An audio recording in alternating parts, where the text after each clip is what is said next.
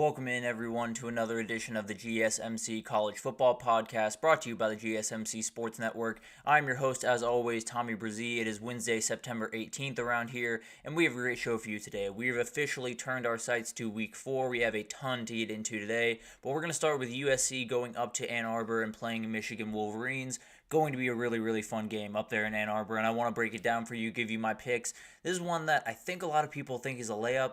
I don't think it's a layup. I think I'll get into that during the first segment, but then we'll get into the couple of ACC games going on this weekend. Georgia Tech heads up to Louisville for a big-time game for the Cardinals, where they kind of really just got to get their season going after a couple of games that were essentially just layups. And then NC State at Clemson is another huge one that has lost a little steam over the last couple of weeks, but definitely is one that will have a ton to do with what the ACC is this upcoming year. Then we'll get to a little bit of an upset watch, a ton of different games that I want to get on y'all's radar just to watch a little bit more closely, and I'm sure there are others that I did not include in this, but then we'll get into the top 10 teams. What do we need to see from them this upcoming weekend to feel great about them going forward? Obviously, plenty of them that we already feel really good about, but plenty that are playing big-time games or are playing the first big-time game that they've played this year.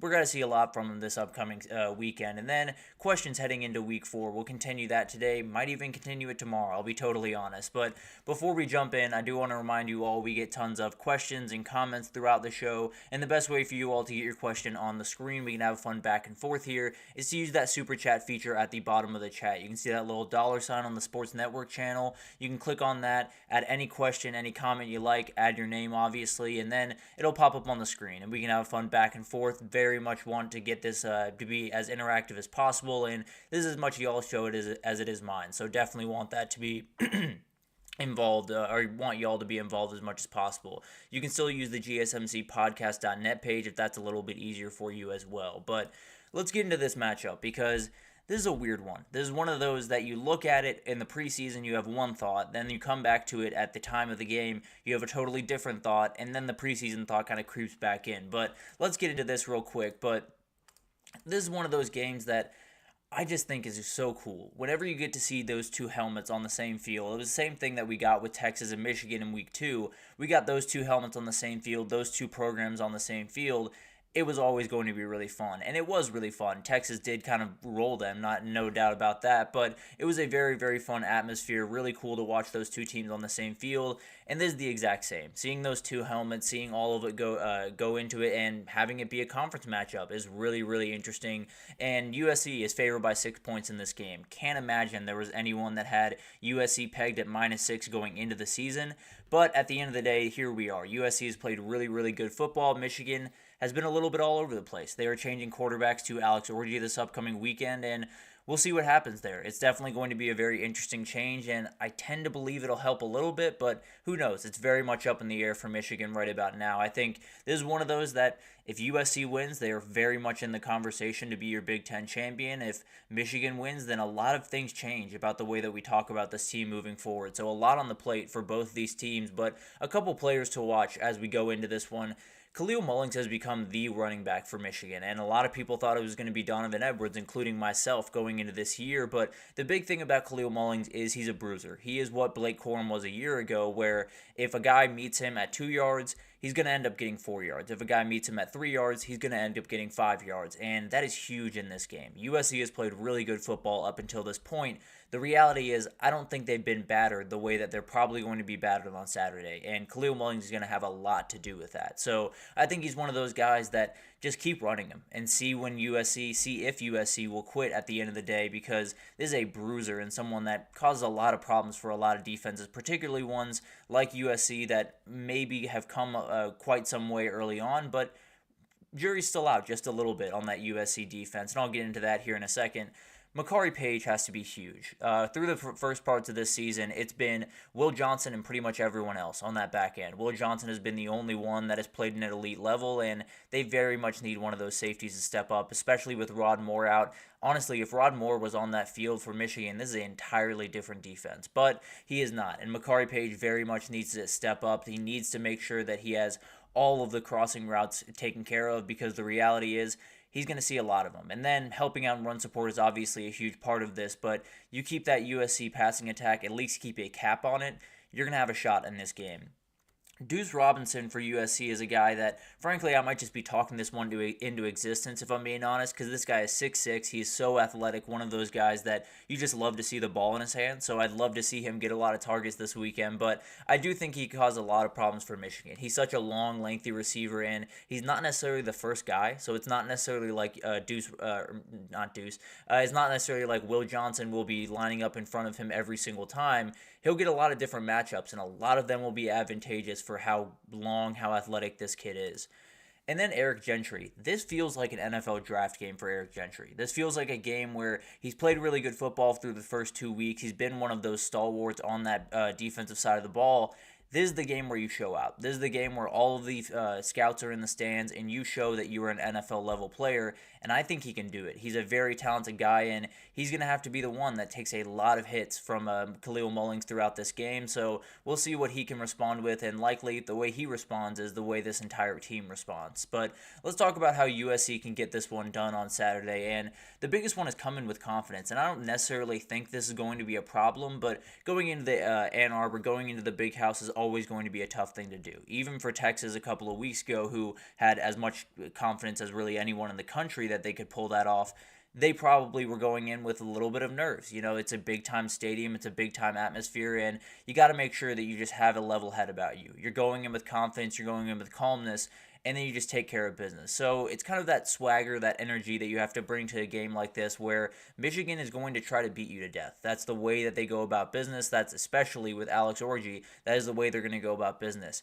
You're going to have to be able to play with confidence from the start if you're going to be able to stick in this game, because there's going to be a point where you're going to be a little bruised and you're going to ask, is this really the way we want to go about business? And you're going to have to be able to say yes and keep moving. But the other part of this is give your defense a little bit of time. I know that, USC is one of those teams that's so explosive and wants to get down the field, but the reality is if Michigan can stay on the field offensively, if they can really just lean on this USC defense, I'm having a hard time seeing a world where USC's defense doesn't take at least a little bit of a step back. I don't necessarily think it'll fall off a cliff, but the reality is you get leaned on that many times, and I believe I heard a stat yesterday that USC only has one guy on their two deep that's over 300 pounds on the D-line. That's a big deal, and you have to give those guys time to breathe because they're going to get leaned on. They're going to get beat a little bit in this game, and you're going to have to make sure that when they walk back on that field, they're not still licking their wounds from the last drive. And then finally, force Alex Orji into passing downs. This is probably the biggest layup in the world if you're talking about keys to this game for USC, but the reality is it's not easy to do. You have so many different guys coming at you in the run game, but you're going to have to get at least a couple of these plays. USC's offense should be able to score at least enough, at least get a couple of scores on the board. I think the Michigan defense will play better than they did against Texas, but USC can cause a lot of the same problems that Texas did for Michigan.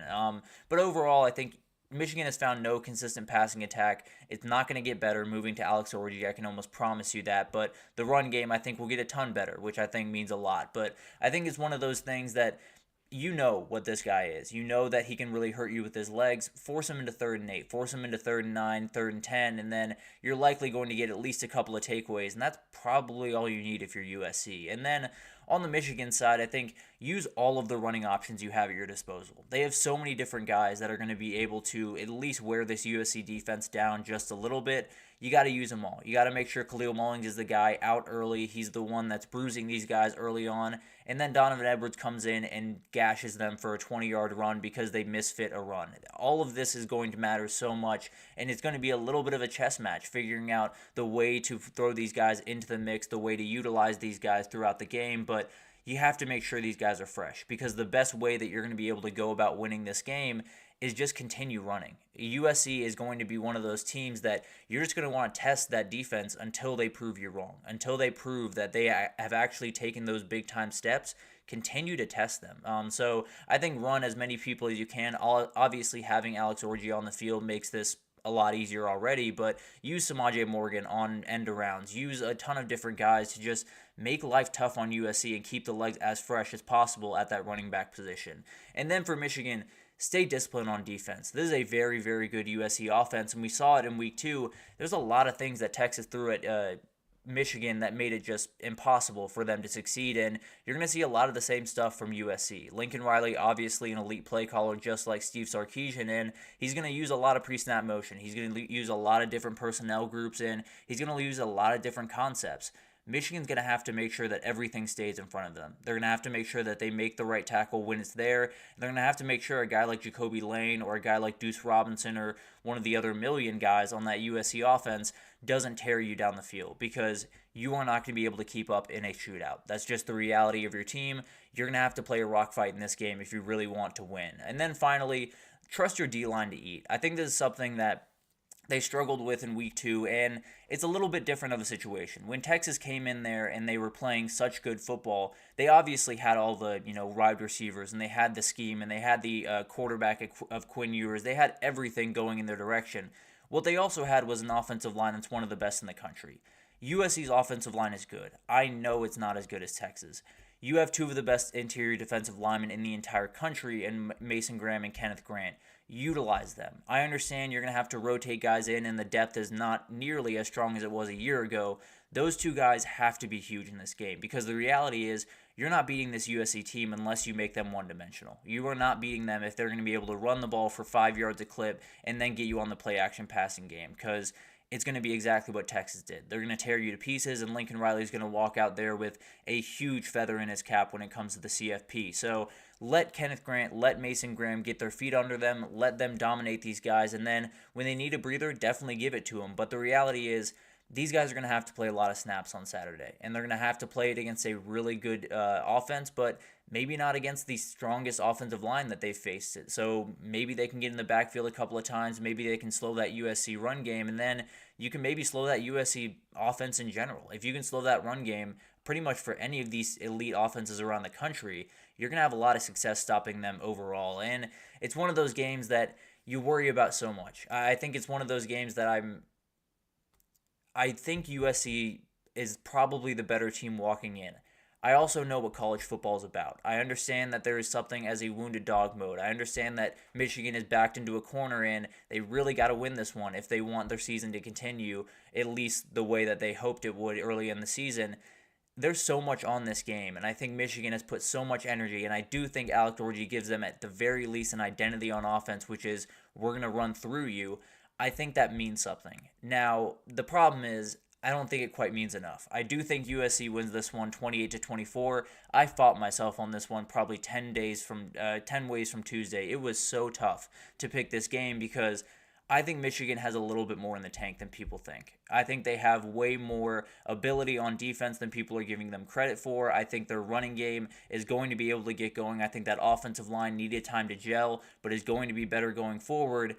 I just think USC's offense is too much to deal with. I think that back end is going to have too many questions that they're going to have to answer. I think I'd lean Michigan plus the points, but it's 6, so I wouldn't necessarily lean it too aggressively. This is one of those very weird games, and frankly would not be surprised one way or the other. I am leaning USC right now, but if I watched that game and saw Michigan roll down the field running the ball and just kind of bruise USC to death, wouldn't necessarily be the craziest thing in the world to me either. But I am going with USC here. I do think they'll do enough to spread out that Michigan defense and score enough points, but man, that Michigan team is backed into a corner, and sometimes that's when you play your best football. But let's take our first break here, and when we come back, we have a couple of ACC matchups to get on y'all's radar. Georgia Tech heads up to Louisville, as well as NC State heading to Clemson for 2 games that maybe are a little bit more under the radar than they were early on in the season, but definitely are going to have a ton to do with what the ACC is this through the rest of the season. So we'll break it down right after this, so stick with us.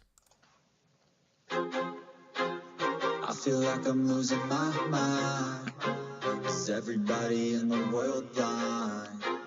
Please, Lord, give me a sign, a sign.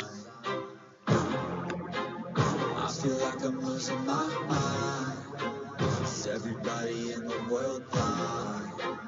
Please, Lord, give me a sign, a sign. I wanna be the greatest. Everybody on the fake shit. I look around and feel like everybody is the fakest. I make this every day and I'm impatient, hoping one day I blow up from the basement. Statement, the top is so vacant. I don't hear shit that I think is amazing. Waiting for my day when I'm playing sold out shows for 1,000 faces. Hey, give me that crown, get in my way and to be put down. It ain't your place, all this my town. If I want that shit, then I'll get it right now. the noose if it's some loose shit, a stupid myth. You choose to live or choose to dip, you choose to fight or lose your grip and lose a gift. I feel like I'm losing my mind. Is everybody in the world blind? Please, Lord, give me a sign, a sign. I feel like I'm losing my mind. Is everybody in the world blind? Alrighty, excuse me. Alrighty, welcome back, everyone. We just talked about the USC and Michigan game. Such a fun game up there in Ann Arbor this upcoming weekend. I am going to lean towards the Trojans 28-24, but it's one of those games, man. I genuinely think Michigan has a little bit more left in the tank than some people are giving them credit for. But let's get into the ACC matchups that I wanted to break down for you all. Georgia Tech is heading up to Louisville. NC State is heading to Clemson, South Carolina. Two games that maybe early on in the season were very much hyped up and have lost just a little bit of steam, but both are still huge games, and I think are going to have plenty to say about what the ACC is in this upcoming year. But let's start with Georgia Tech heading over to Louisville to play the Cardinals, and this is a very interesting matchup. I absolutely love Georgia Tech going to Louisville to play this one because I think Louisville's the better team. I really do. I think coming into the season I thought that, and I still have no reason to believe anything different. I also think I know more about Georgia Tech. I know exactly who they are at this point in the season. I know how they're going to go about business, and I do think they're the team that I probably have a better idea of who they are offensively and defensively at this point. Doesn't mean necessarily that they're better. It just means that maybe they have a better idea of who they are right this second than Louisville does. And then the other thing is, I think this could be a kickstart for both of these teams. If Georgia Tech wins this one, they're at 2-1 or 2-1 in conference play with wins over Florida State and Louisville. Did lose that Syracuse game, which we'll talk about here in a second. But it's on the other side, Louisville, if they win it, they're very much looking at the ACC title as a real possibility once again this year. So I think it's two teams that Georgia Tech has already played a ton of ACC teams, and if they can come out of this one with a winning record, they have every ability to make some noise. And then Louisville, obviously, if you can win this one and start the ACC play 1-0, you're going to be off to a very good start and possibly be one of those teams in Charlotte at the end of the year. But a couple of players to watch. Isaac Brown's just someone you have to know. If you haven't watched Louisville football already, which do not blame you by any means, but Isaac Brown is a special player. He's a freshman running back, a guy that is going to be around for quite some time, and we'll know his name for quite some time. He is an absolutely incredible player. He's one of those guys that I think a lot of people early on in fall camp heard the name over and over and said, yeah, but he's a freshman. There's going to be someone else that steps up, and then no one else did because of how incredible this kid is. Now, they have tons of other running backs that they do go to from time to time, but this is the guy. This is the guy that they're going to have to deal with time and again, and he's really hard to deal with, that is for sure. Trammell Logan is the other guy I want to talk about because this Georgia Tech offense is so dependent on the run. It's so important for them to get the run game going and then play off that with Haynes King running the ball or RPOs or the play action game, whatever that is. Trammell Logan can totally just lock that up. He can just get after Haynes King, totally blow up the run game, make everything so tough on Georgia Tech, and I promise you, if that happens, then this Georgia Tech offense is not nearly explosive enough to overcome a deficit or to get over just not being able to run the ball. So this could be the guy that ends up really winning the game for Louisville on Saturday. Avery Boyd on the Georgia Tech side is a guy I think you should watch, and he's someone that I've kind of kept my eye on the last little bit because Brett Seether went out early in the season, their starting tight end, and this became a really important player. And I think it's one of those things that Georgia Tech does so many great things with their wide receivers, with their running backs, and now they have another counterpunch. I think there's another guy that you're going to have to worry about, and it's number 9. I think he's really, really incredible and one of those guys that just needs that big-time moment to make some big-time plays, and I think it could be this weekend. And then finally, Taj Butler. He's a linebacker over at Georgia Tech. He's a freshman that played really good football a week ago. And I think when you talk about this Louisville team, they're going to throw so many running backs at you, so many run concepts that you're going to need to keep that front seven fresh. You're going to need to rotate D linemen. You're going to need to rotate linebackers, and that means the freshman's going to get a lot of reps. He's going to get snaps in this game, and he's going to have to make some plays against Isaac Brown and these other running backs on this team, and it's not going to be necessarily easy to do, but a very talented kid that could make all the difference for Georgia Tech moving forward, not only in this game, but into the ACC schedule even further, and maybe against those top teams down the road like Notre Dame and Georgia. But how can Georgia Tech pull this upset? I think the biggest thing is take advantage of the rust. Louisville is a team that has not played a big-time game yet. They've played 2 games. They're coming off a bye week. You have the ability to jump out to a lead, and it would do you so many favors if you would, because this is a crowd that will get involved. I can promise you that. Louisville is not necessarily known for their atmosphere. I promise you they will get involved in a hurry if you give them a reason to. And then the other part of this is we saw what happened against Syracuse. Georgia Tech cannot play from behind. That is not the way that they go about business. They're going to have to be able to run the ball. They're going to have to be able to slow you down. And if they can't do that because they're down 17 points, you're going to have a real problem. So Georgia Tech very much needs to take advantage of the rust, very much needs to get out to an early lead, and then you definitely have a real shot in this game. If you get out to a 14-0 deficit, you're going to be in really tough waters and definitely have a tough time coming back from that one. And then just feed Malik Rutherford and Eric Singleton. These are the 2 guys that could start for Louisville tomorrow. They are so special on the outside. They are guys that, frankly, I would be a little bit surprised if there weren't a couple of teams calling for them this past offseason, but that's beside the point. I think these are guys that make life so tough for defenses. Malik Rutherford is so good at turning really, screens that were behind the line of scrimmage by 3 yards into 20-yard gains. Eric Singleton over the middle of the field is one of the most special players in the country. If he catches the ball in open space, he's going to get a lot more after the catch. A very special player, and I think he's one of those guys that Louisville's going to try to limit your possessions. They're going to try to run the ball, make life tough on you. If Georgia Tech can get these guys out on the edge, then they're going to have every ability to make some big-time plays that would totally change this game. And then make Tyler Shuck beat you. I think this is a player that has done really well so far, no doubt about that. But I do think this is one of those things that you just got to test it until it cracks. You got to make sure that it's absolutely it's as structurally sound as possible. Same thing we'll talk about probably tomorrow when we get into Utah-Oklahoma State. But I do think this is one of those guys. He's 39 for 57, 581 yards, 6 touchdowns, and no picks thus far. That's all well and good.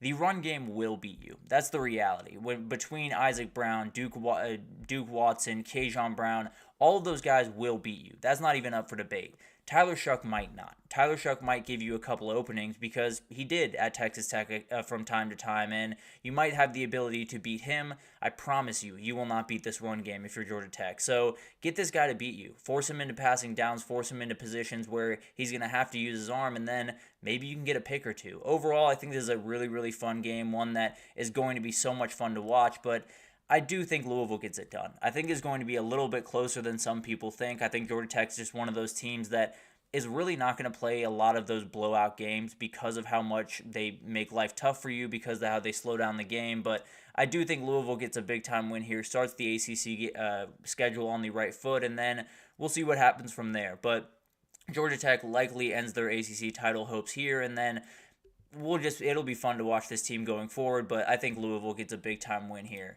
Moving on, NC State going down to Clemson. This is a game that we looked at in the preseason and said that might be one of the biggest games in the ACC. Now we look up in Clemson's favor by 20 points. So it's very, very interesting how this one has changed very quickly. But I do think this is really a very interesting game because it's like college football. You've seen an NC State team that is a little bit all over the place, that has not gotten anything going offensively and defensively is not quite where you would like them to be. And then you have a Clemson team that's coming off a huge win or coming off a bye after a huge win against App State, and they look like everything is kind of moving in the right direction.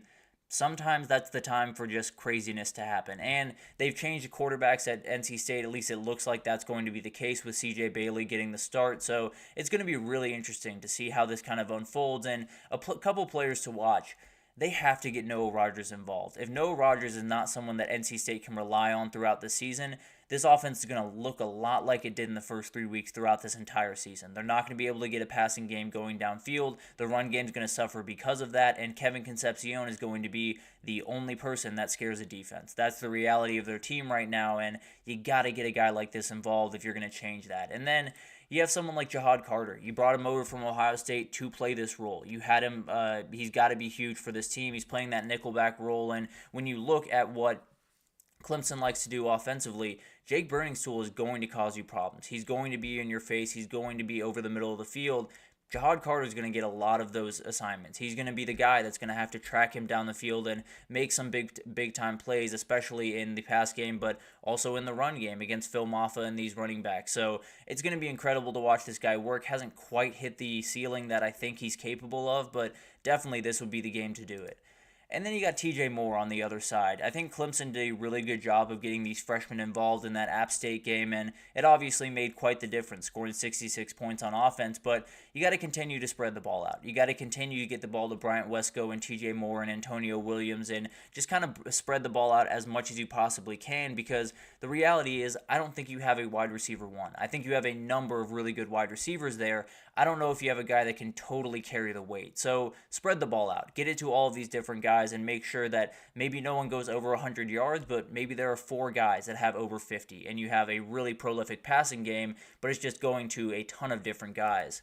And then you have Kobe McLeod on the other side. I think this is a guy that NC State is going to have to get a run game going in this game if they're going to get anything. If they're going to get CJ Bailey, if they're going to get Jordan Waters going in this game, they're going to have to be able to run through the middle, and Kobe McLeod is going to be the one waiting for them in the hole. He's going to be the one that's going to have to make a lot of these big-time tackles, especially with Barrett Carter kind of playing a hybrid edge/linebacker position. He's going to be the guy holding it down in the middle of the field, and it's going to be huge to see what he can do against these running backs for NC State, because they haven't necessarily hit their ceiling yet. Doesn't mean Jordan Waters isn't capable of really special stuff. And then you got, what can NC State do to pull off this upset? First of all, be dynamic in the run game. Utilize multiple runners throughout this thing, and CJ Bailey already helps us. He already makes this just a little bit easier for you, but also get Jordan Waters going in some way possible. I don't know what that way is. Maybe more outside zone, maybe more power schemes. I don't know what that looks like. You got to make sure that guy's running downhill. You got to make sure that guy's involved, and then use Concepcion on end arounds. Use the extended run game with RPOs and things of that nature. So just get this run game going in a way that maybe isn't conventional. Maybe you're not necessarily running the ball right down the middle, outside, inside zone over and over and over again, but you're moving the ball down the field running the ball, and that's what matters. And you're keeping this Clemson team guessing a lot of the time. And then get a takeaway early. This might just be a must. I think you're walking into a stadium that is going to be fully behind this team, but also I think you have a Clemson team that feels really good about where they are right now, and they very much should. I'm not arguing that with that by any means, but what if you get a big-time win early? What if you, as I say it, what if you punch them in the mouth early? Because everyone's got a plan until you punch them in the mouth, and I think this might be one of those situations where Clemson is riding so high after that App State win. So many people are talking about how Georgia was just so tough that we can't hold against this team. Maybe it's one of those things that if you put them back, if you get a pick early on, if you kind of put them back just a little bit early on, they kind of cower and they get a little bit confused and they get a little bit worried, and this offense looks kind of clunky and kind of like it did against Georgia. And then spread the ball around. This goes with utilizing multiple runners, obviously, but in the pass game, they've had 3 passing touchdowns this year so far. All have gone to Casey Concepcion. You have to get the ball to different people. That's why I touched on Noah Rogers earlier. Justin Jolie is huge. Terrell Anderson. All of these guys have to get involved. And if they don't get involved, then Avion Terrell in this back end is going to eat you alive. That's just the reality. So you got to spread the ball out. You got to make sure that they don't just have to worry about number 10. They have to worry about number 5 and number 15 and all of these other guys that can cause problems for you, but so far they just haven't. And frankly, I'd be surprised if they did in this game. I think Clemson's playing really good football right now. I think they understand that they got a little bit of new lease on life in a way. They have the ability now to kind of just play the ACC schedule. You don't have to focus on any of the outside noise, any of the talk about Georgia or all of that stuff. You just get to play the games in front of you and get closer and closer to that ACC title, and I think it starts on Saturday. I think they take NC State to the woodshed. I think NC State, their season looks pretty much dead after Saturday, if I had to imagine, and Clemson's got a lot of momentum going forward after this game. But I think 2 really fun games. I think 2 games that likely have lost a little bit of juice over the last couple of weeks with Georgia Tech and NC State going down, but I do think these are 2 games that are going to matter in the ACC race. I think these are 2 games that NC State and Georgia Tech cause problems for the other 2 teams and maybe turn the entire conference on its head. So definitely wanted to break those down for you guys, but let's take our second break here, and when we come back, we're going to do a little bit of an upset watch. I believe we have 6 games here that I want to touch on really quickly just to talk about maybe this is where we see the upset this upcoming week, because we've seen plenty of them through the first 2 weeks and haven't quite been able to get a beat on them, but maybe this is the week. So we'll break it down right after this, so stick with us. Looking for your daily fix of sports talk without having to pay for it? GSMC Sports Network is available on YouTube. Just search GSMC Sports Network. Get your fix of daily sports talk shows on YouTube, absolutely free. NFL, college football, NBA, MLB, MMA, UFC, fantasy football, and so much more. GSMC Sports Network has shows running all day long, with new sports shows starting every 2 hours. Just like on your favorite cable sports channel, except GSMC Sports Network is absolutely free. Just search GSMC Sports Network on YouTube to catch one of your new favorite shows, like the GSMC College Football Podcast, Chip Shot Football Podcast, Hoops and Heels Women's Sports Podcast, GSMC Basketball Podcast, and so many more. Check it out for yourself. GSMC Sports Network, now available on YouTube absolutely free. Search GSMC Sports Network on YouTube right now. Alrighty, welcome back everyone. We just broke down 2 big-time games in the ACC this upcoming week. Georgia Tech going over to Louisville, as well as NC State heading down to Clemson, South Carolina to take on the Tigers. 2 really important games, and 2 that maybe have lost a little bit of juice, but still are very, very fun and cannot wait to see how those go down. But let's get into a little bit of an upset watch here. Every single week, we've had craziness happen. We've had a couple of absolutely insane results in the first couple of weeks, especially these last 2.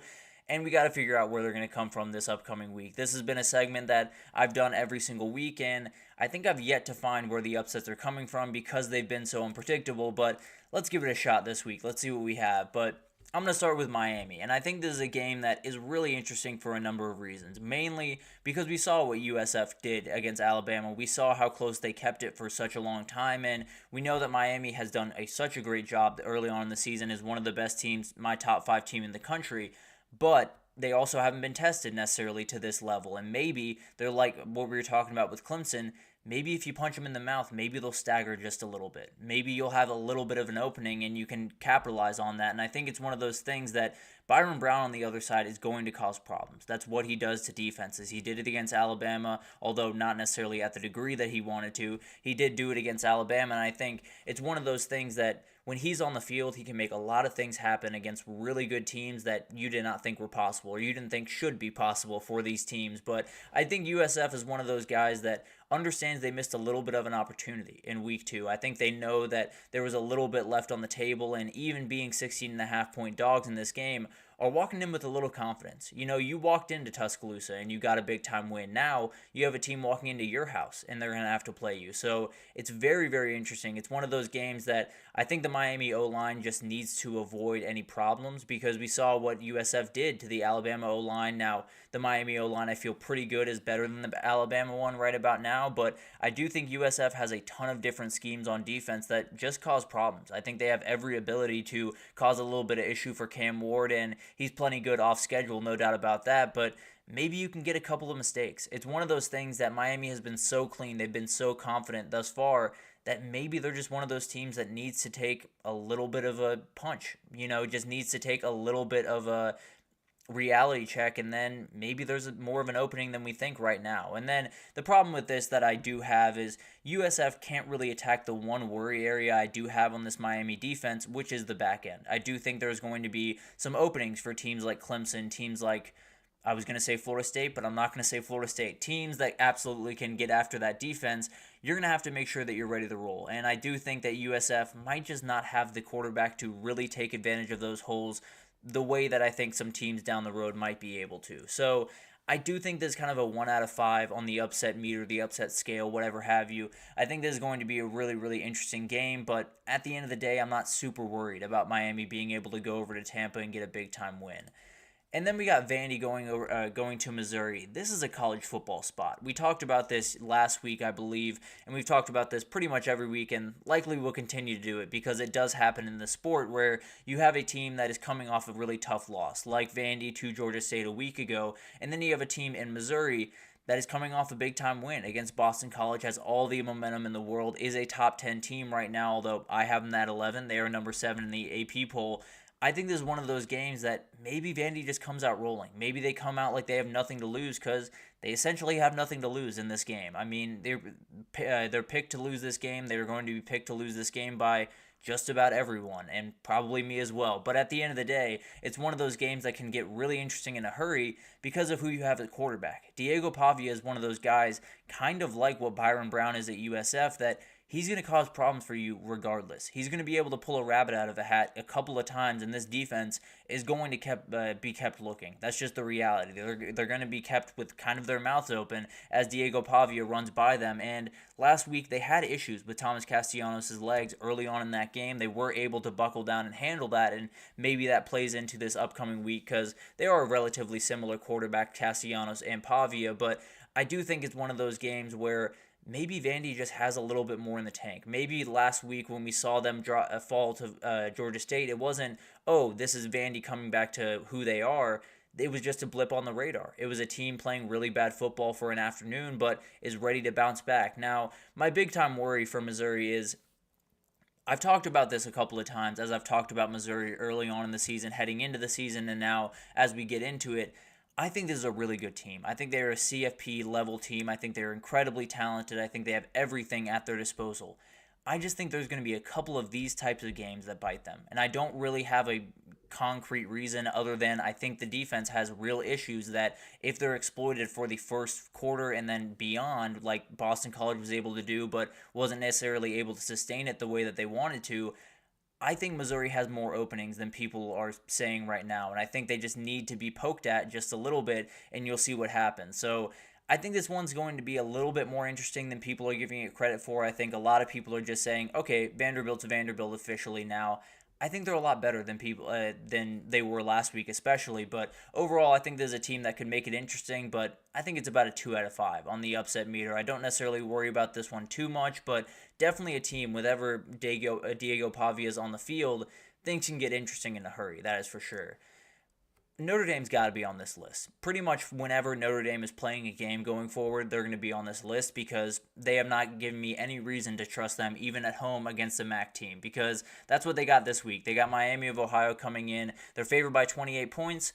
They were favored by about 28 points when Northern Illinois came into town. So, again, this is exactly the way that it's going to be for Notre Dame going forward. And Miami is one of those teams that has just opened their season with a nightmare. Now, neither of the teams they've played are nearly as good as what Notre Dame is, but have played really, really bad offensive football against Northwestern and Cincinnati to start the season. And Brett Gabbert has been just all over the place, has not gotten it going the way that I expected them to get it going. And I think a lot of Miami of Ohio people expected it to get going. And this is not necessarily the place to get it going. I will say that. This back end is going to be absolutely vicious. They're likely going to be able to bait him into a couple of throws that he does not want to get it baited into. And then I think it's one of those things that Miami of Ohio probably got the most unlucky of anyone after Northern Illinois beat Notre Dame, because there's no world where Notre Dame is going to let a MAC team walk in there and they're going to be sleepwalking on the other side. That's just the reality. That's not going to happen. Now, Notre Dame does have issues. You know, if they can't pass the ball, then maybe they have a big-time issue in this game. And frankly, last week I think they played better football. They obviously played a lot cleaner. They also just ran the ball to victory. They also just did what they've been doing the past couple of weeks. They just did it at a higher clip. So it doesn't necessarily make me feel any differently about Notre Dame. I think this is one of those games that I think I would have probably on a 1.5, maybe a 2 on the upset meter, but I'm not necessarily super worried about this one. I think Notre Dame understands that if they lose another one of these games, they're going to have everyone on them, and any idea of them making the playoff is entirely gone. I think it should be gone already, but that's a conversation for another day. This is another kind of one of those college football spots. This is one of those spots where Memphis, coming off a very emotional win down in Tallahassee, Navy's a team that just kind of fits that mold, right? They're the upset team that's kind of built in the lab. They chew the clock, they run the ball, they lean on their defense, and it makes life really tough for the team whoever team is playing them that upcoming week. And we've seen it in the past when they're not playing outright elite teams like Notre Dame, like Ohio State, like all these teams. They're liable to give you some issues, and they've given Ohio State issues in the past. So it's going to be awesome to watch this game. I think it's one of those spots that if Memphis is able to win this one, if they're able to go in and fully take care of business, win by 10, 14, I feel really good about this team. I think they're a team that absolutely can make the playoff. I think they're a team that would probably be in the driver's seat to make the playoff from the group of 5, and they would be executing at a ridiculously high level, because this is where championships are kind of won. These are the games that you have to keep your wits about you. You have to make sure that you are fully engaged, and if you're not, a team like Navy can really cause problems for you. Now, if Navy's going to do that, they have to get out to an early lead. That's the reality of this team, kind of like Georgia Tech, just on steroids. They're very much going to have to get out to a lead because they're not going to stop running the ball, because they literally cannot. So it's going to be really interesting to watch this one unfold. I think this is like a 3 on the a 3 out of 5 on the upset meter, because you talk about this Memphis team, so much energy went into what last week was. So much energy went into what they did last week. You're going to have to refocus in a hurry for a team that is going to cause you problems one way or the other with that triple option, pseudo triple option at this point, attack that they run at Navy. It's so much fun to watch, and I think it could cause some problems for Memphis. Although I'm likely picking Memphis in this game, I think it might just be closer than that 9.5. And then JMU heads to North Carolina this week. North Carolina is one of the most confusing teams in the entire country for a number of reasons, and the biggest one obviously being because they lost Max Johnson in week 1. I think if they had him on the team, this is a very different looking team, and one that maybe we're looking as a dark horse candidate in the ACC. But overall, they've added Connor Harrell as the starting quarterback, but Jacoby Criswell has gotten a lot of run, and that's the problem. That's kind of the crux of this argument. UNC is going to run the ball. That's the way that they go about business. They really can't go about business any other way, because Omarion Hampton is by far the best player on this offense, and it's not even remotely close. He is someone that is absolutely their entire offense, and if JMU can take him away even for a half, where they can get out in front and they can kind of take this team by surprise just a little bit, they're going to have the ability to make a run in this game. That's just the reality. This is a very dangerous team, and I think when you have someone like Alonzo Barnett on the other side, he's going to be able to cause problems for you the same way Thomas Castellanos can, the same way Diego Pavia can, Barnett can. Absolutely. He's so dangerous, and when you talk about JMU, they've been pretty good about forcing turnovers through 2 games. They've had 5 turnovers this year now. They haven't done too much with it. They've only scored 30 and 13 in their week 1 and 2 matchups, but they definitely can get some things going. They have a lot of really talented players on that offense. They just have to get a little bit of a rhythm, and with so many things changing over there, it's not surprising that it took a little bit of time. And on the UNC side, I think they're just one of those teams. Every single year, it feels like there's someone that walks into Chapel Hill and walks out with a win when they absolutely should not. And I'm not necessarily saying it's going to happen in this game, but I'd put this one around a 3.5, 4 on the upset meter, because it's going to be so dangerous in this game if North Carolina cannot start fast, if they cannot get this pass game going the way that necessarily has been going the rest of the year. It's going to be an issue. They're going to have so many things to overcome in this game. Now, I think I'd lean UNC in this one, but it's going to be a lot closer than I think a lot of people think, and maybe JMU can use this as a jumping off point for a Sun Belt title this upcoming year.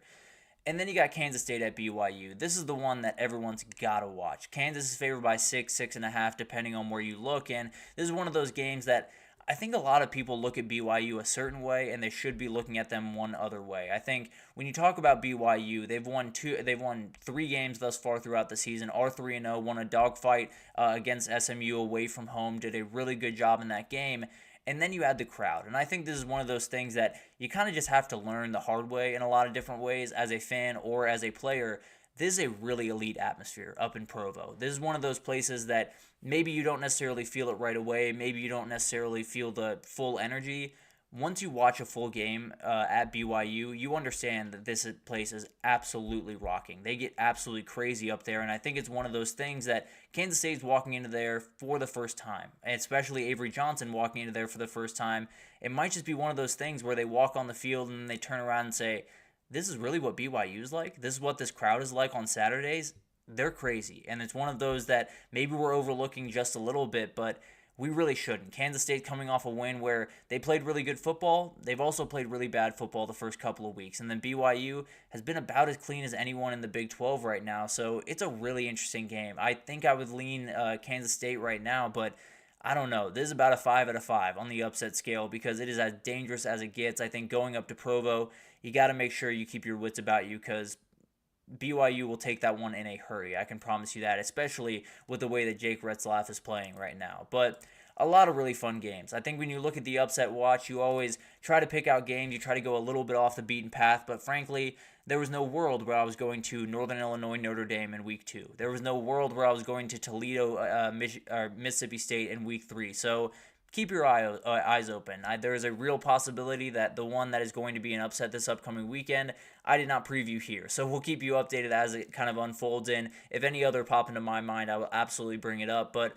let's take our third break here. When we come back, we're going to do a little bit of a breakdown of the top 10 teams going into this week. What do we need to see from them? What have we seen in the past couple of weeks that needs to get changed? Or what do we need to see more of this upcoming week to feel a little bit more confident about these teams moving forward? So we'll do that right after this, so stick with us.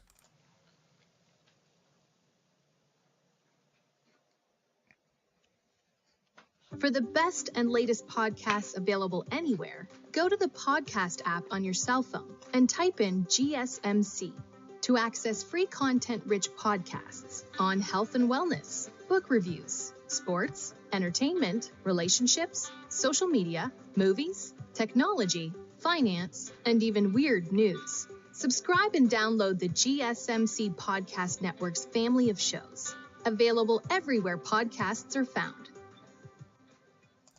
Alrighty, welcome back everyone. We just talked about some of the upset alerts for this upcoming weekend. I think I got a good 6, but I have to imagine there's a couple that I just missed on this thing that are going to go crazy this upcoming weekend, because that's the way college football works, that is for sure. But let's get into the top 10 teams this upcoming weekend, and what do we need to see from them? What is the thing that they haven't had thus far that we very much need to see from them this upcoming weekend? Or what have we seen thus far that we just want to see more of this upcoming weekend? And I think we'll start with the new number 1 team in the land, the Texas Longhorns. And this is really about a couple of things that pretty much every game for the next 2 weeks up to 3 weeks is really about. Stay healthy, get a win. That is what this is about for Texas for a number of different reasons. But obviously it sounds like Arch Manning is going to get the start. And that is kind of the crux of this more than anything else. This is a ULM team that, respectfully, is downright bad. They're not going to be able to really compete in this game. Texas could probably run the ball 100 times and win this game by 50. The thing is, you want to make sure Arch Manning is ready to roll, because Quinn Ewers is likely going to be healthy for that Mississippi State game. I feel confident that he's going to be fine and is going to be more than fine going forward. Thing is, you don't know that. You have to make sure that Arch Manning is as ready to roll when he gets on that field, and the next time he steps on the field could not be against UL Monroe or UTSA. It could be against Kentucky. It could be against Florida, and you have to deal with more stuff in those games. You got to make sure this kid is ready to go. So give him everything you can. Run this offense like the way you run it with Quinn Ewers, or run it the way you're going to run it with Arch Manning when he comes into the game, because there's a world where you might need him down the road, and you have to make sure that he is as ready to go as possible. And I think this is one of those things that you finally have the number 1 next to your name. First time since 2008 that Texas had that number 1 next to their name going into a game. Make sure you look like that. Make sure you don't have to make anyone question what you are as the number 1 team in the country. Make sure you just do what you've been doing the first couple of weeks, which is taking care of business, rolling through people, and keeping it moving. So that's the ultimate goal here. Get Arch Manning ready. Make sure that he does as many great reps in this game as possible, so that if down the road you need him again, he's ready to roll and you feel very confident in that. And then finally, just take care of all of this stuff, all of this energy that is being pumped in the program, all of the outside noise, all of the, Texas is back talk, all of the quarterback controversy talk. Put all of that to the side and take care of business on that field. That's the ultimate goal. Stay healthy, make sure that Quinn Ewers is back for that Mississippi State game, and then keep it rolling. That's the ultimate goal for this week for the Texas Longhorns. And then you do have Ohio State. They're playing Marshall this upcoming weekend, coming off a bye week. They do have Big Noon kickoff over there this weekend. I don't know how that happened, frankly, but they are going to be in Columbus this upcoming weekend, and I think this is a really interesting game for a number of reasons. Not necessarily because Ohio State is at any danger to lose it by any means, but I do think this is one of those that after this one, Ohio State heads up to East Lansing. They host the Hawkeyes before they head to Eugene for a big-time game against Oregon. This is a spot where you have to make sure everything is in a row. Make sure that all of the offense things are running very smoothly. I understand Michigan State isn't the scariest team in the world, and I wouldn't necessarily give them a great shot against Ohio State. Doesn't change that things get a lot more serious next week, and you're going to have to take up your level of play next week quite a bit. So it's kind of like that stepping off point for the season. It's kind of like that get ready spot, that gear up spot in terms of make sure that all of your guys are rolling, make sure that Will Howard feels as comfortable as you possibly can going into that Michigan State game, and then start your run. And then start the, what we talked about all offseason with Ohio State, the national title run that is going to start, well, it already started, but is really going to start next week. And this is about staying healthy, making sure everyone's ready to roll, and your team is in as good of a place going into that Big Ten schedule. This is kind of the same situation. Ole Miss is about to head into the SEC play. They have Kentucky after this one. Then they go to South Carolina and LSU before a bye. So it's about to get a lot more real for Ole Miss. They've played a couple of layups, let's be honest. Wake Forest was a little bit tougher this past weekend, but not by much. It's definitely one of those games that Ole Miss will absolutely be able to handle this. They absolutely will be able to get a win. Now, Georgia Southern can score the ball. They caused some problems for that Boise State team, so maybe this is one that we look up and at halftime Georgia State has 20 points on the board, and we're very confused what's happening, but I tend to believe this is more about just staying healthy, keeping everything in a row, and making sure, especially the defensive side of the ball, is as ready to go as you can be. Going into Kentucky, going into South Carolina, especially going into LSU, because those are three games that you're frankly going to have to win if you want to do everything that Ole Miss wants to do this upcoming year. So I think this is not a game they have to be worried about necessarily, but definitely one where you just want to make sure your ducks are in a row as you get into the SEC play. And then this is the one, right? We'll break it down tomorrow, I absolutely promise, and I'm fighting myself on the result in this one, but Tennessee does head down to Oklahoma to play a big-time game, one of the only ranked games on Saturday. Yeah, there are a couple of ranked games, but a very, very fun game nonetheless. Maybe the marquee game of the weekend. I would probably have it that way. Tennessee is favored by 7 points in this game. I think this is one of those that it's all about rising to this moment. There are so many things that we've talked about Tennessee in the first couple of weeks. They played incredible football, about as well as football as really anyone in the entire country right about now. Things are about to get a lot more serious, and things are about to get a lot different for Nico Iamaleava. He has not played a true road game yet, and that's a very, very important first step for a player. It's not an easy thing to do. It's something that a lot of elite quarterbacks that we have now, like Quinn Ewers, like Carson Beck, like all of these guys, have really struggled with in the past. We saw Carson Beck at Auburn last year. It was not clean for a vast majority of that game.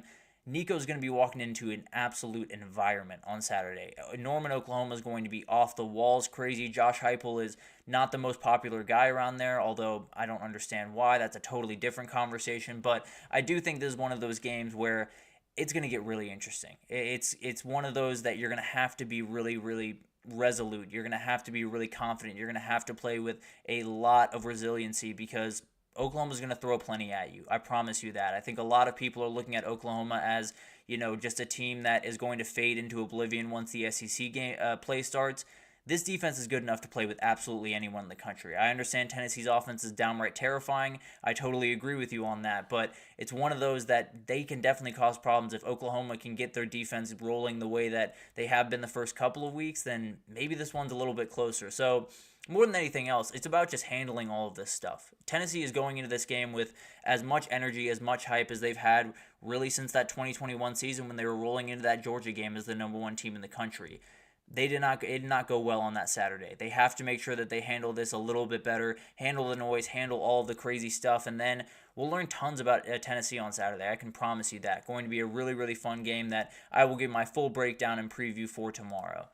Then we have Missouri, and we talked about this one already, but it's really interesting to me for a number of reasons because I think it's just one of those games where Missouri's obviously going to have to pay a lot of discipline, have to make sure that everything is fully everyone's doing their job the way that they need to do it, because if they're not, Diego Pavia is going to run all over you. And especially if not, there's going to be a lot of SEC teams that you play down the road that are watching this game saying, okay, we can exploit them that way, we can exploit them that way, and you have to make sure you don't give them really anything going forward. So I think it's one of those things that you have to make sure you don't tip your cards. You have to make sure you don't give any other teams coming forward a reason or anything to exploit. And that's not an easy thing to do by any means, but Missouri's going to have to make sure that they do it on Saturday because there are a ton of teams coming up that are going to be able to cause more problems than Vandy. So take care of business, do exactly what you need to do, but also make sure that you don't give anything away. Make sure you don't show any too big holes, any holes that are just like incredibly massive and can be exploited by these big time teams down the road. And then you have Miami. We've talked about this game as well, but this is one of those that USF is not going to give you a lot of openings. That's the way they play football. They play it very cleanly. They make sure that they do not give these big-time teams a lot of penalties or a lot of turnovers to get them back in the game. They did an okay job early on in that game against Alabama, and then the wheels kind of fell off late. This is a game where Miami just has to be as disciplined as possible, has to make sure they play the game in front of them and don't get too ahead of themselves. Don't make sure they're not looking ahead to the ACC play. Make sure they are fully worried about what the task is on hand and then fully take care of business. It's kind of like that Tennessee game where obviously not quite as scary by any means, but you're going into a away atmosphere with as much hype as you've had in a very, very long time. Take care of business, take the punch, because you're probably going to receive one at some point in this game. Take the punch, keep it moving, and possibly win this game by double digits. And then you're talking about Miami not only as the ACC title contender, but possibly a title contender overall for the national title. But let's get into Penn State. This is the final team here, and I think this is an interesting one. Obviously, Kent State just got taken to the woodshed by Tennessee, did some just mean things to Kent State last week, and frankly, I expect the same thing from Penn State this upcoming week. The thing is, there are some nuanced things about this team that have to be fixed. This defense is not nearly where it needs to be. That's the reality of this team. They have so many holes on this back end of this defense, and frankly, if you let that happen as you roll into USC, Lincoln Riley's going to tear you to pieces. He's going to do exactly he's going to do exactly to you what Steve Sarkisian did to Michigan. He's going to make you look downright terrible, and you got to make sure you clean some of that stuff up. So defense has got to look a lot stronger. I expect them to look a lot stronger against Kent State, but you obviously want to see as much stuff as you can. Look really crisp. Make this offense continue running the way that it really has been and has been absolutely incredible to watch through the first couple of weeks. And then also find a running mate for Harrison Wallace. I think this is a very talented player in Harrison or Trey Wallace, but you have to find someone else, whether it's Omari Evans or Julian Fleming or one of these guys that just needs to make more plays, because it can't just be Wallace and tight ends all day, or once you run into the Ohio States of the world, it's going to be hard to move that ball. So find a new guy to throw the ball to. Get Trey Wallace, obviously, the touches that he deserves, but also spread the ball out a little bit. And then, more than anything else, just take care of business. Do exactly what you're meant to do and move into the next coming games with a little bit more confidence in your defense and not so many things that can be exploited by a Lincoln Riley offense in a couple of weeks. But going to be really fun to watch all of these teams go to work. I think a couple still have a little bit of runway to figure some things out. Some have to be coming on their A game this upcoming weekend, or they're going to come away with a loss. So we'll break it down as those unfold, obviously. But let's take our last break. And when we come back, we're going to break down all of the questions I have heading into week 4. A couple that are really fun. I'll break down exactly where I was right and wrong so far this year. A lot of really fun stuff on the other side of this break.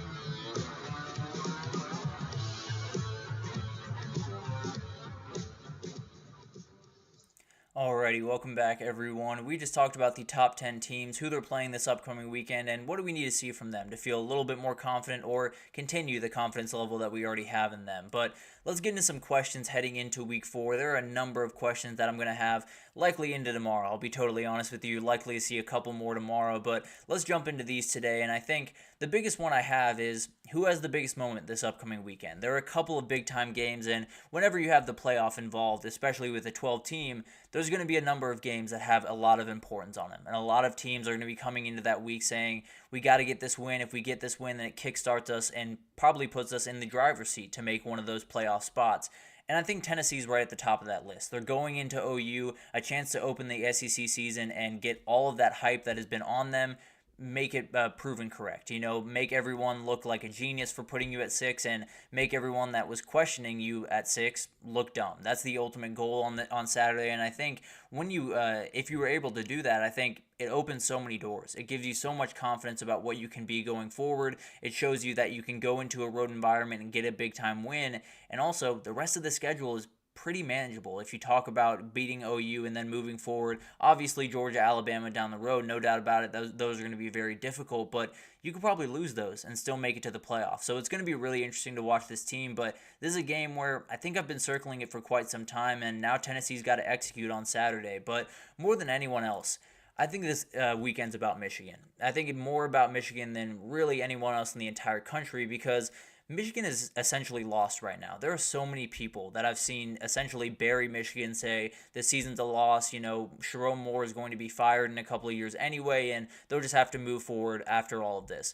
This is still a good team. This is still a team that has a lot of ability. This is still a team that now with Alex Orji at quarterback has a very real, very aligned identity. I was trying to look for the word. A very normal, a Michigan identity for the first time in the first couple of weeks. And I think it's one of those things that they have so much ability to, in one weekend, in one win, change all of the impressions about them early on in the season, that if they can win this one, all of the things change. It's no longer about, what can Michigan do? Can they even compete with Ohio State and Oregon? It becomes, maybe Michigan is a dark horse playoff team. Maybe they're a team that can give Oregon problems. Maybe they're a team that at the end of the year is going to be looking good enough to possibly challenge Ohio State. So everything can change for Michigan this upcoming week. And then obviously on the other side, you have OU and USC, huge weekends for them as well. I just think on the other side, you have a little bit more on the table for those two opponents. And then NC State could be on this list as well. USF against Miami is absolutely a huge spot, but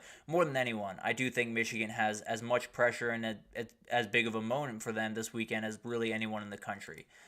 And then we got to get into where I was right and wrong this season, because at least so far, I'm going to hold my breath on a couple of different takes that I've had, because not necessarily fully confident to throw them in the trash quite yet, but I was wrong about Florida State. I'll say that with my chest. This team is bad. There's no other way to put it. This is a team that came into the season, I felt like a lot of things were going to come into place. I felt like it was going to take them a little bit of time to get things rolling, but I thought the transfers they had were just a little bit better than they are. Just frankly, I thought DJ was going to be able to play a little bit better. I definitely thought this run game and O-line was going to be a ton better. I thought the defense was going to play better in the first couple of weeks. Now, they feel like they've kind of found themselves defensively a little bit, but doesn't necessarily matter at this point. You've already lost 3 games, and a lot of people are asking a lot of questions around that team.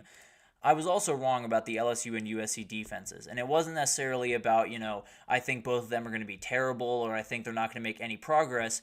It was just if you told me that one of them was going to make big-time progress and one of them was going to be making, minimal progress but taking small steps forward, I probably would have flipped the teams. I'll be totally honest with you. And I've said that a number of times the last little bit and very much apologize to USC fans for ever doubting this team. But it's one of those things that I just thought LSU had more guys. I thought they had more of a personnel to possibly get a really good defense on the field quicker than USC could. That was not the case. Deonton Lynn's done an incredible job early on there, and I think they have every ability to make some noise going forward, and especially this weekend against Michigan like we talked about.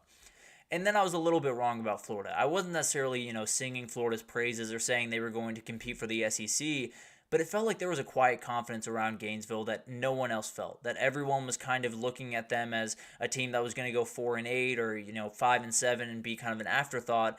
But everyone in that program felt very confident in what they could do, so I kind of got on. I got a little bit caught up in that moment, but overall I think it's one of those things that maybe they were wrong in that building, maybe they were misguided, maybe I was misguided, but I do think it's a team that there's really no other way to put it.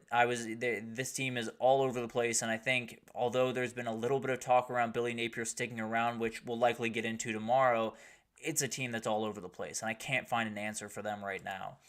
And then you have Cam Ward. I feel really good about saying I was right about this one. Cam Ward is one of those guys that, frankly, a lot of people were singing his praises, so I'm not going to take too much of a victory lap here, but I do think it was one of those things that a lot of people questioned. A kid coming from Washington State who came from Incarnate Word, being able to step up on that stage immediately and lead a Florida team lead a Miami team the way that he did. I think when he was walking into that Florida game, I was worried. I picked Florida in that game because I was worried about them being able to click that quickly. It's happened very quickly. Cam Ward is absolutely incredible and one of those guys that has totally changed the complexion of Miami football pretty much overnight. Really incredible player and one of those guys that every time you turn on your TV and you see him playing, it's always really fun to watch. And then I'm talking about Oklahoma State. This is a team that has played really good football thus far, so it's not necessarily about them being good or bad. It's just the way they go about things. I didn't know this. I felt like Ollie Gordon was going to take a little bit of a step back this year, not because he wasn't talented, not because they didn't have the O-line, or at least I thought they didn't have I thought they had the O-line.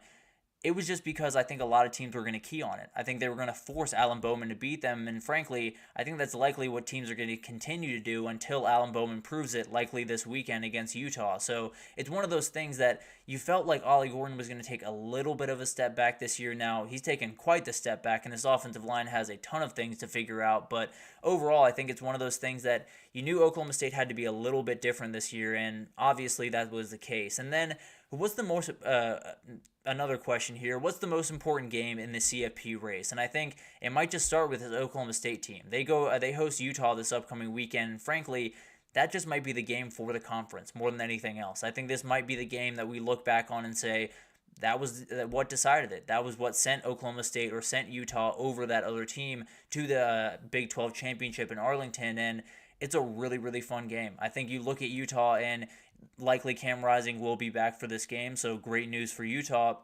And you have the first conference game, so much stuff going into it that I think whoever wins this game is very much in a place where they can make some real noise in the CFP race, and frankly, they might be one of the teams that has the best odds to make the CFP moving forward if they were to win this game. And then you got a couple other games. I think the Miami-USF game is absolutely huge, particularly for USF. Obviously, for Miami, they take care of business in the ACC. They're more than fine. But USF gets this win. That is a massive feather in the cap. And a lot of Group of 5 teams have been beating Power 4 teams. This would take the cake by a mile. This would be the biggest win that a Group of 5 team has had over a Power 4 team this year, and USF would be in a position where they do have a loss on the schedule, but they took Alabama to 4 quarters for them to beat them, and then Miami, they were able to beat at home. This would be a team you'd have to talk about very, very seriously about possibly making the playoff. And then you got Tennessee OU, obviously will play a part, but I think both those teams could win that game and then take a step back throughout the rest of the season and then just get lost in the shuffle that is the SEC. But my other question is, what conference race will be impacted the most this upcoming weekend? And I think there's a number of different debates here where we've talked about the ACC a little bit here with a number of the games, NC State, Clemson, Louisville Tech, all of the games that are going on this weekend. But then you have a couple others in the SEC. You have Tennessee OU, you have Auburn I apologize. You have Auburn, Arkansas. You have a ton more that could just be kind of a blip on the radar, but maybe this is the weekend where a lot of things go crazy. Maybe Alabama struggle, or Alabama's not playing. Maybe Ole Miss struggles. Maybe Texas struggles. Maybe there's people that give you a little bit of opening to see maybe this race is a little bit different than we thought it was going into this week. And then you got the Big Ten. I think they have USC-Michigan is the main event, but you also have another ranked matchup with Illinois-Nebraska on Friday. We'll break that one down tomorrow. And then you have Rutgers against Virginia Tech. You have UCLA against LSU. A couple of huge out-of-conference games that if your teams come out on the right side, it really does benefit you, especially that UCLA team. And then if they come out on the wrong side, then maybe the Big Ten doesn't have quite as much power going forward, and maybe those teams in particular are out of any shot to compete for the Big Ten. UCLA's probably already out, if I'm being honest. But my pick would be the Big 12. We talked about the Oklahoma State-Utah game, but that's not it. I mean, Kansas State going up to BYU is absolutely huge, could flip things on its head. Baylor going to Colorado is a meeting of two teams that have been playing pretty good football right about now, and whoever wins that one is going to have a lot of confidence moving forward. You have Kansas going to West Virginia, a game where both these teams very badly need to bounce back after they very much could be buried this upcoming weekend. So a lot of stuff happening in the Big 12 that I think we're going to be talking about in Week 14 that I think in these other conferences we could be talking about these games, but not nearly in the same way that we're talking about the Big 12. And then finally, how do we gauge who's good and who's not right about now? It is such a hard thing every single year to figure out who the top teams in the country are and who are, not so good that we thought were going to be good early on in the season, because some teams haven't played big-time opponents, some teams just haven't gotten to their full form yet, and that's obviously a thing that's going to matter as you move forward in the season.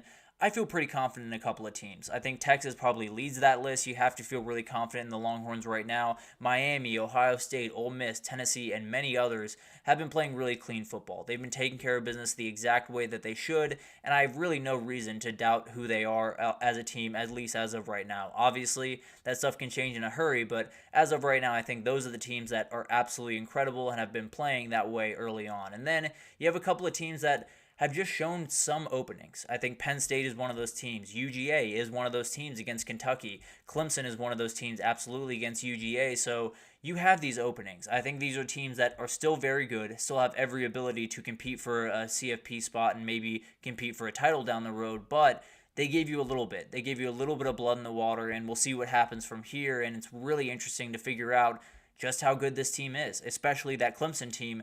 It's incredibly hard to figure that out. Penn State's a little bit harder as well, but UGA I feel pretty confident is a great team. I'm not going to necessarily sell my stock on UGA by any means, but it's definitely a team that gave all the SEC teams that they played just a little bit of an opening last week, and we'll see what happens from here on forward. But the good news for us is conference play is coming up, and that's the great news. We're going to be able to see exactly what these teams are against the other great teams that we've been talking about. So we'll be able to see Ole Miss against LSU. We'll be able to see Georgia against Texas, and we'll figure out just how good these teams are and what the hierarchy is in these different conferences. Such a fun thing to do every single year, but right around this time of year, you're looking at the screen, you're trying to say, I know this Ole Miss team is good. I've seen them play really clean, really crisp football, but then you say, but they're playing Georgia Southern, but they're playing Wake Forest, but they're playing certain teams. I think the biggest thing is just trust your eyes. All of you have watched the sport a lot. All of you understand the sport. Trust what you're watching. Ole Miss has looked incredibly clean through a couple of weeks. I understand they're not necessarily elite opponents that they're playing. They've been incredibly crisp. Tennessee, the exact same way. Texas, the exact same way. They've been doing things the exact way that you want them to do it. And it's one of those things that it is a big deal, being this crisp early on, especially with all of the transfer portal, all of the changes that have been going on. Being a team that is standing on 2 feet this early in the season means a lot. So Ole Miss, Tennessee, Texas, all of these other teams that have played really crisp football, it's not necessarily, they haven't played the big-time opponents, and obviously they have plenty more to prove, but the reality is they've been doing exactly what they expected them to do, and I have no reason to believe they're not good teams. So it's always a hard thing to figure out right around this time of year, but we're about to figure out in a hurry in the next couple of weeks as conference play gets underway. But that'll do it for this edition of the GSMC College Football Podcast, brought to you by the GSMC Sports Network. Your support means a lot to us, so please remember to subscribe to the show, leave a positive review. It does make a huge difference for us. Also, follow us on Facebook, Twitter, TikTok, Instagram, all of the social pages for all the content and updates you could possibly need. We have awesome people doing great work across every single sport you could want. So anything in the world of sports that you need, come on over to GSMC and we have you totally covered. But thank you once again for listening, and we will be back tomorrow for more Week 4 breakdowns.